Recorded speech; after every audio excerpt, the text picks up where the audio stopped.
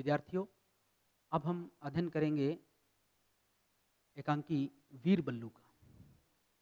वीर बल्लू नामक एकांकी पद्मश्री देवीलाल सामर की लिखी हुई एकांकी है, जिसमें वीर बल्लू जो एक ऐतिहासिक व्यक्ति है, जिनकी वीरता और जिनकी कर्तव्यपरायणता, सत्यवादिता का एक सुंदर उदाहरण इस एकांकी में हमें देखने को मिलेगा। इस एकांकी की जो कहानी है, कथानक है, वो शुरू होता है एक छोटे से युद्ध से, जिसमें महाराणा अमर सिंह संघर्षरत है मुगलों से अपने किलों को, अपने ठिकानों को छुड़वाने के लिए। और इसी किलों को छुड़वाने के लिए, उनसे वापस पुनः प्राप्त करने के लिए एक युद्ध की तैयारी हो रही है, किले पर आक्रमण की तैयारी की जा रही है।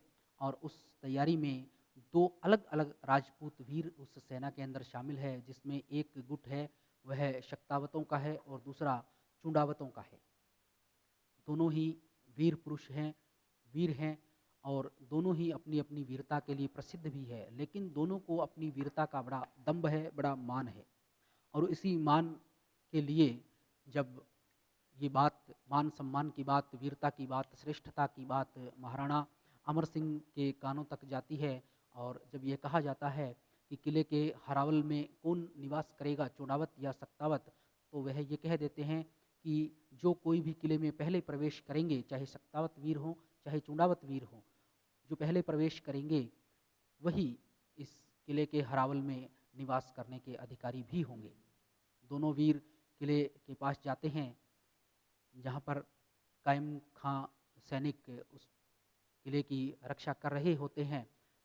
तो वहीं पर एक छोटा सा युद्ध होता है, छोटी सी लड़ाई होती है, और उसी लड़ाई में चूंडावत सरदार जैत्र सिंह का सर धड़ से अलग होकर दीवार के पार अंदर किले में चला जाता है। और लेकिन उसके बाद जब दरवाज़ा टूटता है तो दोनों ही दलों के अंदर एक तरह से बहसबाजी हो जाती है।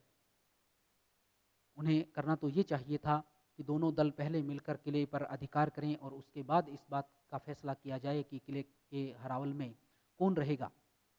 लेकिन वे वहीं दरवाजे पर ही इस बात का फैसला कर लेना चाहते हैं कि अंदर कौन रहेगा, हरावल में कौन निवास करेगा, चूड़ावत या सक्तावत। और दोनों में अच्छी खासी बहस हो जाती है। दोनों एक दूसरे पर आरोप प्रत्यारोप करते हैं, एक दूसरे को नीचा दिखाने की कोशिश करते हैं। और इसी नीचा दिखाने की कोशिश के अंदर वहाँ पर महाराणा अमर सिंह पहुँच जाते हैं और वो दोनों को समझाते हैं कि जो तलवारें तुम्हारी शत्रु के ऊपर खींचनी चाहिए, वो तुम एक दूसरे का खून बहाने में लगे हुए हो, आपस में झगड़ा कर रहे हो। इस तरह की से वो उन्हें समझाने की कोशिश करते हैं और अंततः उनकी बात समझ में आती है। दोनों पक्षों की बात सुनने के बाद महाराणा अमर सिंह ये घोषणा करते हैं कि किले के हरावल में शक्तावत रहेंगे। और शक्तावत वीर है, वो खुशी से उछल पड़ते हैं, वो महाराणा अमर सिंह की जय बोलते हैं, वीर बल्लू की जय बोलते हैं। लेकिन वीर बल्लू है वो तभी नतमस्तक होकर निवेदन करते हैं महाराणा से कि महाराणा, किले के हरावल में रहने का अधिकार शक्तावतों का नहीं बल्कि चूड़ावतों का ही है, उन्हें ही किले के हरावल के अंदर रहने दीजिए। क्योंकि जो चूड़ावत सरदार जैत्र सिंह है, उसका सर धड़ से अलग होकर सबसे पहले किले के अंदर चला गया था, किले का दरवाज़ा तो तब तक खुला ही नहीं। और इस प्रकार उनकी सत्यवादिता पर महाराणा बड़े प्रसन्न होते हैं और चूड़ावतों को हरावल में रहने का अधिकार मिल जाता है। और तभी युद्ध होता है कायम खानियों से।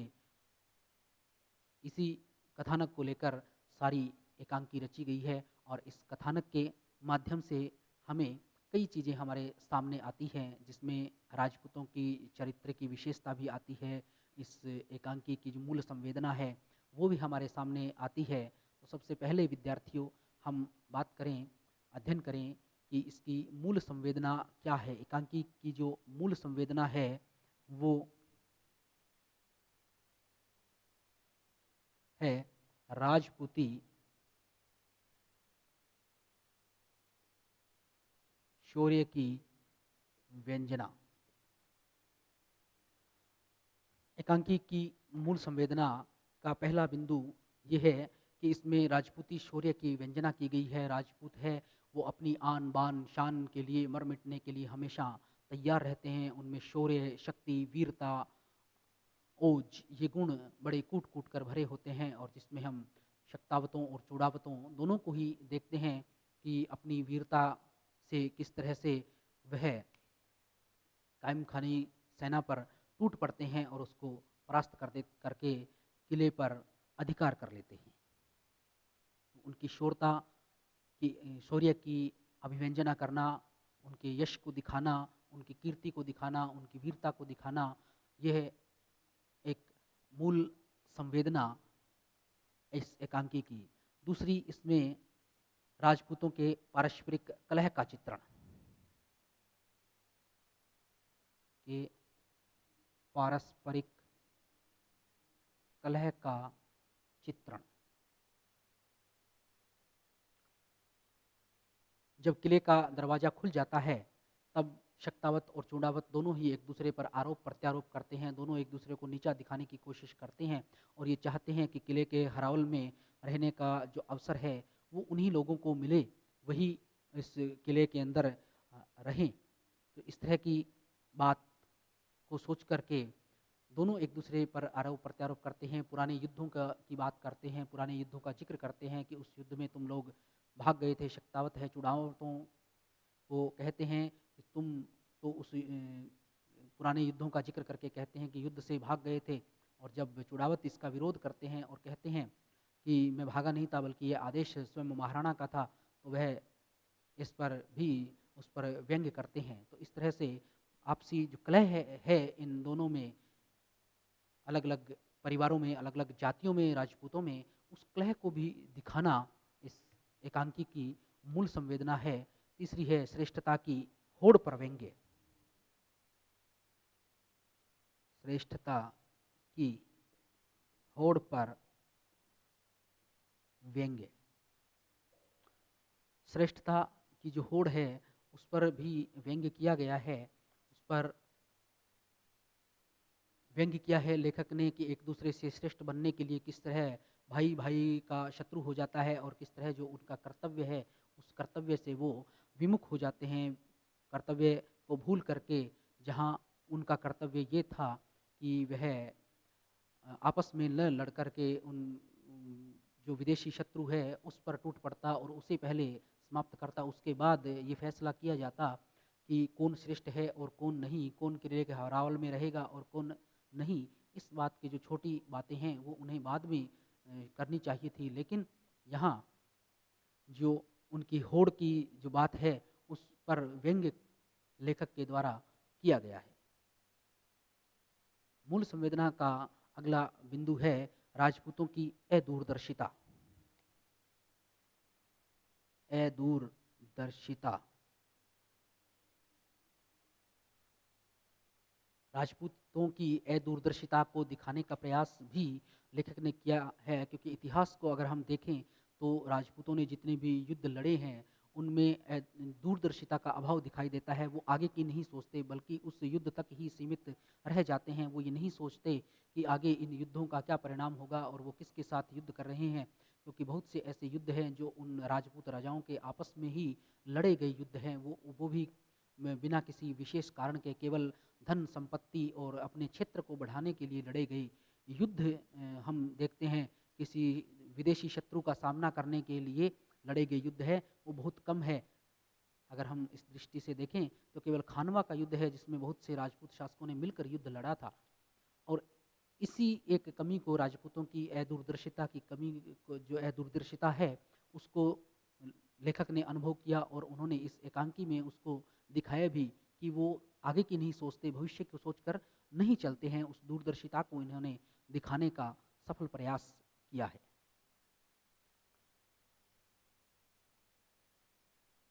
एकांकी के उद्देश्यों की बात की जाए तो उद्देश्य है इसके, वो है कर्तव्य को सर्वोपरि मानना। उद्देश्य कर्तव्य को सर्वोपरि मानना। जहाँ मूल संवेदना की बात की थी वहाँ हमने ये देखा कि अनेक कमियां हैं राजपूतों की, जिन कमियों को दिखाने की कोशिश लेखक ने की है, लेकिन चूँकि प्रत्येक रचना का कोई न कोई उद्देश्य होता है, वैसा ही इस एकांकी का भी उद्देश्य है और उसी उद्देश्य के अंतर्गत हम देखते हैं कि लेखक अपना उद्देश्य लेकर चला है कि वह उद्देश्य ये हो कि राजपूत है वो अपने कर्तव्य को सर्वोपरि माने। सर्वोपरि मानने का जो उद्देश्य है उन्होंने इस तरह से दिखाया है कि राजपूतों में आंतरिक कलह है, राजपूत है उन पे होड़ लगी हुई है एक दूसरे से अपने ही भाइयों से श्रेष्ठ बनने की, राजपूत है उनमें दूरदर्शिता का अभाव पाया गया है। तो इन चीज़ों को छोड़ करके अपने कर्तव्य को स्वीकार करना, कर्तव्य का पालन पहले करना, जैसे कि शक्तावतों और चूड़ावतों ने इस एकांकी में किया है, वो अपने कर्तव्य को भूल गए और आपस में ही कलह करने लगे। पहले उन्हें शत्रु का सामना करना चाहिए था। तो यहाँ लेखक का उद्देश्य है कि सभी लोग हैं वो अपने कर्तव्य को समझे कि क्या उनका कर्तव्य है और उसी को वो सर्वोपरि माने। दूसरा उद्देश्य इस एकांकी का है समय का महत्व समझाना। समय का महत्व समझाना। एकांकीकार का दूसरा उद्देश्य है कि लोग हैं समय के महत्व को समझे, सब लोग इस चीज़ को जाने कि समय कितना कीमती है और किस समय पर क्या किया जाना चाहिए, समय पर क्या निर्णय लिया जाना चाहिए। वो निर्णय जब सही तरीके से सही समय पर लिया जाएगा तभी हमारा उद्देश्य है वो सफल हो सकता है। किले के दरवाजे पर आपसी कलह जो की गई थी शक्तावतों और चूड़ावतों के द्वारा, उसी समय यदि ऊपर से उसी कलह का फायदा उठाते हुए शत्रु सैनिक टूट पड़ते तो वहाँ पर राजपूतों की को विजयश्री मिलना बहुत मुश्किल ही नहीं बल्कि नामुमकिन हो जाता। तो इसलिए इसका उद्देश्य है कि समय के महत्व को समझा जाए कि समय है वो कितना कीमती है, कितना महत्वपूर्ण है। एकता की भावना पर बल देना। एकता की भावना पर बल।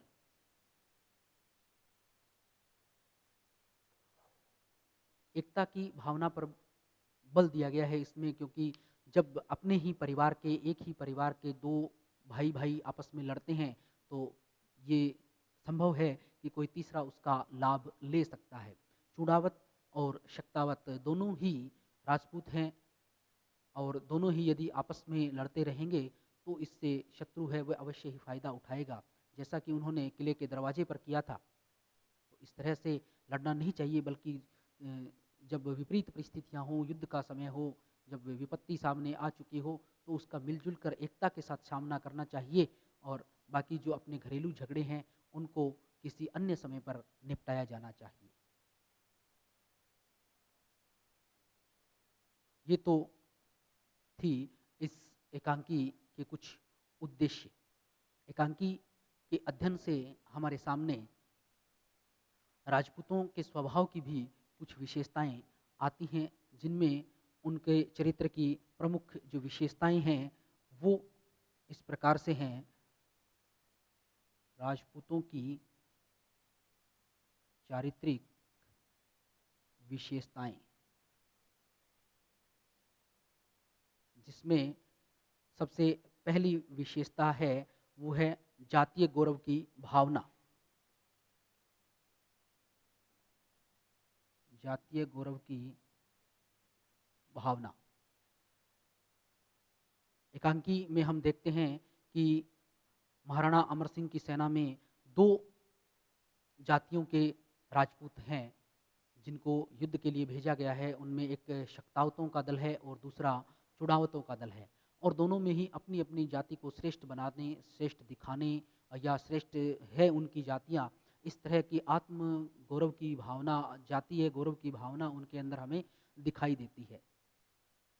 जैसे ही किले का दरवाज़ा टूटता है दोनों ही शक्तावत और चुड़ावत दोनों ही जातियां ये दावा करती है कि हरावल में रहने का अधिकार उन्हें मिला है क्योंकि वे है वो पहले किले में उन्होंने प्रवेश किया है और इस तरह की बातें करके वो अपने अपनी जाति के सम्मान को, अपनी अपनी जाति के गौरव को और ज़्यादा बढ़ा देना चाहते हैं। दूसरी उनके चरित्र की विशेषता है वीरता व शौर्य प्रदर्शन। वीरता व शौर्य प्रदर्शन। विद्यार्थियों, ये हम देखते हैं कि राजपूत वीरता, शौर्य, आन बान शान पर मिटने वाले वीरता और शौर्य के प्रतीक कहे जाते हैं। वीरता का प्रदर्शन करना, शौर्य का प्रदर्शन करना, यह उनका स्वाभाविक गुण है, यह उनके स्वभाव में है और उसी स्वाभाविक गुण के कारण वह युद्ध में वैसा ही जीवंत प्रदर्शन करते हैं, वैसा ही करते हैं, अपने प्राणों को न्यौछावर कर देते हैं। वीर जत्र सिंह अपने सर का बलिदान दे देते हैं और दूसरी तरफ वीर बल्लू हैं, वे भी उनके प्रति कृतज्ञता प्रकट करते हैं, उनके चरणों में अपना नमस्कार करते हैं और सत्य का साथ वो देते हैं। चाहे वे स्वयं शक्तावत थे, लेकिन उन्होंने सत्य बोलकर चुड़ावतों का साथ दिया कि जो सत्य है, जो सत्य है, उसी का साथ दिया जाना चाहिए। तो वीरता के साथ उन्होंने यहाँ सत्यवादिता को भी शामिल किया है और इस तरह से राजपूतों का नाम उन्होंने ऊपर करके उनकी वीरता और शौर्य को और ज़्यादा बढ़ाया है। उनकी अगली जो विशेषता है वो है जातीय प्रतिस्पर्धा।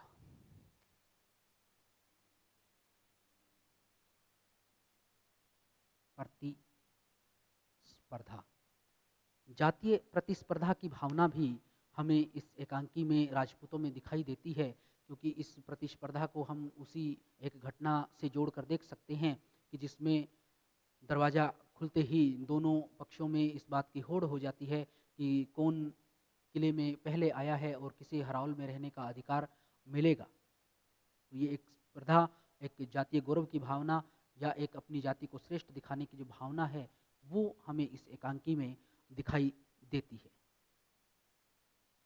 अगली विशेषता है कर्तव्य के प्रति असावधान रहने वाले। कर्तव्य के प्रति असावधान।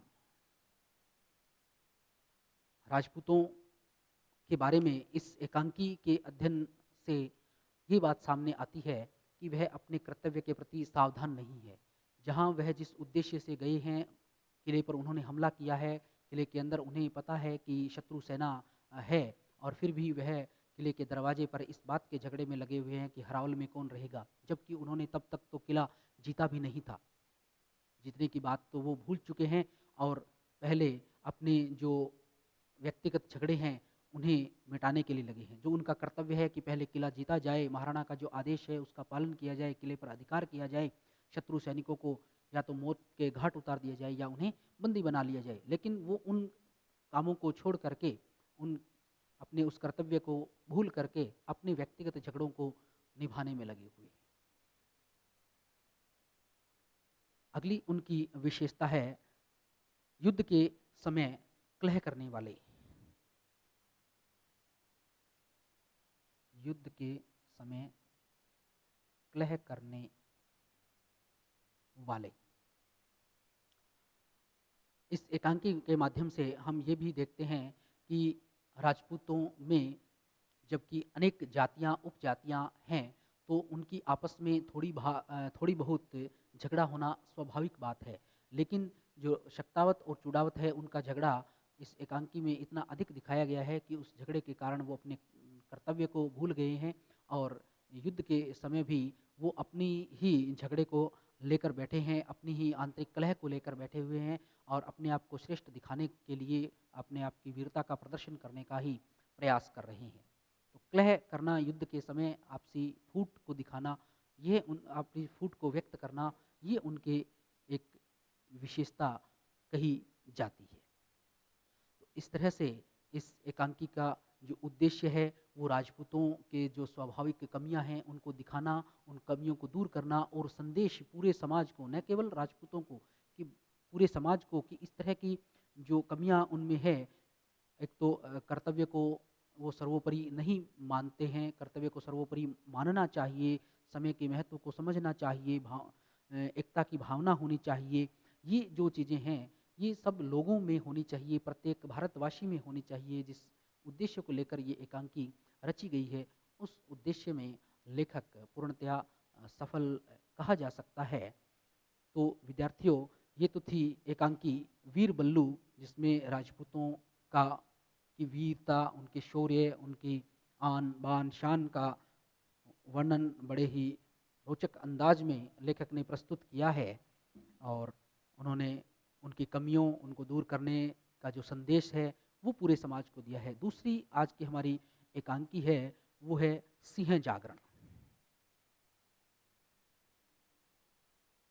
सिंह जागरण श्री सुदर्शन की लिखी हुई इस एकांकी में एक ऐतिहासिक घटना का जिक्र है, जिसमें एक युद्ध के अंदर महाराजा जसवंत सिंह है, वो युद्ध में पीठ दिखाकर वापस घर आ जाते हैं, और जब वह पीठ दिखाकर आते हैं तो उनकी माता और पत्नी उनको बहुत दुख पहुंचता है, और वह दुख से किसी तरह से उभर नहीं पाती है। और फिर दोनों ही उस अपने पति और पुत्र को, वो दोनों वीरांगनाएं एक सबक सिखाना चाहती हैं। वो चाहती हैं कि वह वीर जिस तरह से युद्ध भूमि से पीड़ दिखाकर आया है, वैसे ही वह युद्ध भूमि में वापस चला जाए। जब महाराणा जसवंत सिंह आते हैं अपने महल में वापस, तो किले का दरवाज़ा उनकी पत्नी खुलने नहीं देती है। उन्हें इतना क्रोध आता है कि वह दरवाज़ा बंद करने का ही आदेश देती है, और लगभग 8 दिनों तक दरवाज़ा नहीं खोला जाता है। तो इस प्रकार से हम ये देखते हैं कि राजपूती जो शान है, उसमें औरतें भी किसी से कम नहीं है। शौर्य में, वीरता में वो औरतें भी कहीं भी कम नहीं है। वो नहीं चाहती कि उनके पति या पुत्र हैं वो युद्ध भूमि में पीठ दिखाकर आएं और उनके दूध और चूड़ियों को लज्जित करें। तो जब महाराजा जसवंत सिंह लौट आते हैं युद्ध से, और महारानी दरवाज़ा न खोलने का आदेश दे देती है, इस पर महाराजा की माता और पत्नी दोनों आपस में विचार कर अंततः दरवाज़ा खोलने पर राजी हो जाती हैं। लेकिन फिर महाराजा की माँ अपनी पुत्रवधू को आदेश देती है कि वो उसके बेटे के लिए हलवा बनाए। जब वो हलवा बना रही होती है तो कढ़ाई में कलछी बज रही होती है। इस पर वह कहती है कि तुम कलछी मत चलाओ, क्योंकि लोहे से लोहा टकरा रहा है, और लोहे से लोहा टकराने की आवाज़ सुनकर शायद मेरा बेटा फिर से न डर जाए। युद्ध भूमि के अंदर भी लोहे की तलवारें टकरा रही थी, और उनसे डरकर वह मेरे आंचल में छुपने चला आया है। यहाँ भी अगर वैसा ही उसे कुछ सुनाई दिया तो फिर वह यहाँ से भागकर कहाँ जाएगा। इस तरह की बातें और पत्नी के व्यंग्य भरे शब्दों को सुन करके महाराजा जसवंत सिंह के अंदर सोया हुआ सिंह जाग उठता है, और यही इसके नामकरण का औचित्य है, सिंह जागरण। उस सिंह को जगाया गया है, सोए हुए शेर को जगाया गया है। कहानी के अंदर कुछ यथार्थ प्रस्तुत किए गए हैं, व्यंग्य प्रस्तुत किए गए हैं, जिनमें सबसे पहले है जो ऐतिहासिक आदर्शवाद, कुछ आदर्श प्रस्तुत किए गए हैं। कौन कौन से आदर्श कहानी के अंदर हैं, इसके कथानक के अंदर लिए गए हैं। इस एकांकी के कथानक के अंदर किन किन आदर्शों को एकांकीकार ने रचा है, वो प्रमुख जो आदर्श हैं वो सबसे पहले हैं शौर्य का आदर्श। शौर्य का आदर्श एकांकी के कथानक में हम देखते हैं कि जहाँ हम राजपूतों के बारे में पढ़ते हैं कि वो शौर्य और वीरता से भरे हुए वीर पुरुष होते हैं, वहीं हम ये भी देखते हैं कि उनकी क्षत्राणियाँ भी किसी तरह से वीरता और शौर्य में कम नहीं है। जब महारानी और राजमाता को ये पता चलता है कि उनका पति या उनका पुत्र है वो युद्ध में वीर गति को प्राप्त होने की जगह पीठ दिखाकर भाग आए हैं, तो वे दरवाज़ा खोलने के लिए मना कर देती हैं, और अपने व्यंग्य बाणों से उनका सीना है छलनी कर देती है। राजस्थान के जो राजस्थानी काव्य हैं उनमें भी इस तरह के बहुत से उदाहरण भरे पड़े हैं, जिसमें माताएं अपने पुत्रों को अपना दूध और अपने पत्नी है वो अपनी चूड़ियों को न लज्जित करने की बात कहती हैं। इला न देनी आपनी हालरिया हुलराए, पूत सिखावे पालने मरण बढ़ाई माए। महाकवि सूर्यमल मिश्रण की ये पंक्तियाँ हमें इस बात का संकेत करती है कि जो राजपूती रानियाँ हैं वो अपने पुत्र को बचपन में ही, पालने में ही इस तरह की शिक्षा देना शुरू कर देती है। और ऐसा ही कुछ कथानक रचा है एकांकीकार ने इस एकांकी के अंदर कि जसवंत सिंह की पत्नी महामाया और उनकी माता दोनों मिलकर किस तरह से अपने व्यंग्य बाणों के द्वारा महाराजा जसवंत सिंह की वीरता को, उनमें सोए हुए शेर को जगाती है, उनके शौर्य को बढ़ाती है। तो इस तरह से हम यहाँ केवल महाराणा के शौर्य को, राजपूतों के शौर्य को नहीं देख रहे हैं, बल्कि उनकी जो वीरांगनाएँ हैं, उनकी जो पत्नियाँ हैं, जो क्षत्राणियाँ हैं, उनके शौर्य को भी देख रहे हैं। उनका जो शौर्य है, वो भी हमें यहाँ पर दिखाई दे रहा है। शौर्य का जो आदर्श प्रस्तुत किया है कि वो विधवा हो जाएँगी, उनकी गोद सूनी हो जाएगी, ऐसा उनके मन में बिल्कुल भी नहीं है, बल्कि वो चाहती हैं कि उनके पति जो है वो युद्ध से पीठ दिखाकर ना आए, उनका सामना करें, चाहे उन्हें वीरगति क्यों न प्राप्त हो। दूसरा है राजपूती आदर्शवाद। राजपूती आदर्शवाद, राजपूतों का यहाँ आदर्श प्रस्तुत किया गया है कि राजपूत हैं वो अपने आदर्श के लिए, अपने नियमों के लिए, अपनी वीरता के लिए, अपनी आन बान शान के लिए मर मिटने को तैयार रहते हैं। वह उस पर अपने प्राण न्यौछावर कर देते हैं। उसमें स्त्री और पुरुष दोनों ही शामिल हैं। आलोच्य एकांकी में हम देखते हैं कि महाराणा की पत्नी और माता दोनों ही यह काम बखूबी करती है। वह युद्ध भूमि में जाकर युद्ध तो नहीं कर सकती, लेकिन एक वहाँ रह करके, महल में रह करके भी इस एक तरह से युद्ध करने की प्रेरणा देती है, उन वीरों में वीरता का भाव जगाने का काम करती है। और यह काम उन्होंने सबसे पहले महाराणा जसवंत सिंह के लिए ही किया है। अगली जो आदर्श प्रस्तुत किया गया है वो है सामाजिक आदर्श। सामाजिक आदर्श, सामाजिक आदर्श भी इस एकांकी में प्रस्तुत किया गया है। समाज के लिए भी एक आदर्श प्रस्तुत किया गया है कि सारा जो समाज है उसमें यह संदेश जाए, एक आदर्श की स्थापना हो कि अपने देश के लिए, अपनी मातृभूमि के लिए प्राणों को न्यौछावर कर दें। उस देश के लिए यदि अपने प्राण देने पड़े तो कभी भी कोई व्यक्ति पीछे ना हटे, चाहे उसके लिए उसे कितनी भी बड़ी कीमत क्यों न चुकानी पड़े, कितना भी कष्ट क्यों न सहना पड़े, कितने भी कष्ट के द्वारा उसके प्राण क्यों न जाएं, लेकिन प्राण देने की जब मातृभूमि के लिए बात आए तो वह पीछे ना हटे। जैसे महाराणा जसवंत सिंह ने जो किया और उसके बाद उसके प्रत्युत्तर में उनकी पत्नी और माता ने जो व्यवहार उनके साथ किया कि किले का दरवाज़ा ही उन्होंने उनके लिए नहीं खोला और इतना मानसिक रूप से उनको प्रताड़ित किया गया कि उनके अंदर जो सोया हुआ वीर था, जो सोया हुआ शेर था, वो जाग उठा और वह पुनः युद्ध करने के लिए, जाने के लिए तैयार हो गई। एकांकी की मूल संवेदना की बात की जाए तो इसकी मूल संवेदना ये है कि मूल संवेदना अपने अंदर सोए हुए उस शेर को जगाना, उस वीरता को जगाना जो देश के लिए काम आए, जो देश के हित में अपना काम कर सके, उसमें अपना योगदान दे सके। जिस तरह से एक राजपूती वीर महाराणा जसवंत सिंह बड़े वीर थे, महाराजा थे, लेकिन फिर भी युद्ध भूमि से भाग आए और उनकी पत्नी और माता ने उन्हें फिर वो वीरता का भाव दिया, उन्हें फिर से वो पाठ वीरता का पढ़ाया जो कभी बचपन में माता ने उन्हें पढ़ाया था। और इस तरह से वीरता से वो युद्ध भूमि में जाने के लिए फिर से तैयार हो गए। अपनी की हुई उस गलती के लिए वह अपनी माता और पत्नी दोनों से क्षमा प्रार्थना करते हैं। यह उस प्रत्येक भारतवासी के अंदर वीरता का भाव जगाना ही इस एकांकी का मूल उद्देश्य है। इसकी संवेदना भी यही है कि प्रत्येक देशवासी में देश के प्रति राष्ट्रवाद की भावना जागृत हो। विद्यार्थियों, अगली क्लास में हम कुछ और नई एकांकियों का अध्ययन करेंगे। धन्यवाद।